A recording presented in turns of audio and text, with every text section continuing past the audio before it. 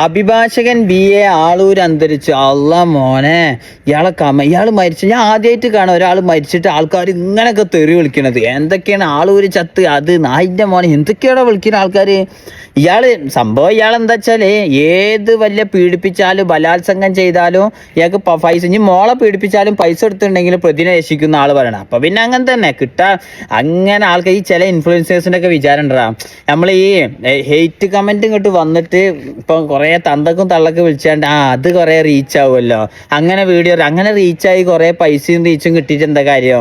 നമ്മൾ ആൾക്കാർ പുറത്തുനിന്നൊക്കെ കാണുമ്പോ അങ്ങനെ ഒരു ചിരിയില്ല, അത് കിട്ടുമ്പോൾ നമ്മൾ വേറൊരു സാധനം ഉണ്ട്. അല്ലാതെ ആൾക്കാർക്ക് കാണുമ്പോൾ തന്നെ ചെള്ളടക്കി കൊടുക്കുക അങ്ങനെയൊക്കെ ആയിട്ട് എന്ത് കാര്യമോ. എനിക്ക് സുരേഷ് ഗോപിനോടൊക്കെ പറയാനുള്ള ഇതാണ്, മന്ത്രി ആകണീൻ്റെ മുമ്പ് എന്താണ് ചർച്ചിൽ പോയിട്ട് അല്ലാഹു ലാ ഇലാഹ ഇല്ല, അല്ലെങ്കിൽ മറ്റേ പള്ളിയിൽ വന്നാണ്ട് നോമ്പറക്കണേ, ഇനിയിപ്പോൾ ഹജ്ജിനും ഉംറക്കും പോയിട്ട് അവിടുന്ന് സൗദി അറേബ്യന്ന് സൗദി അറേബ്യന്ന് തല വെട്ടൂലെന്നുണ്ടെങ്കിൽ മുപ്പര് ഹജ്ജിനും ഉംറക്കൊക്കെ പോയി മൊട്ടടിച്ചൊക്കെ വരും. അമ്മാതിരി ആക്ടിങ്. ഇപ്പം എന്താണ് വലിയെന്തോ ഞാൻ എഴുതി വെച്ച ഇനി സുരേഷ് ഗോപി ജന്മത്ത് മന്ത്രി ആവൂല, അത് വേറെ കാര്യം.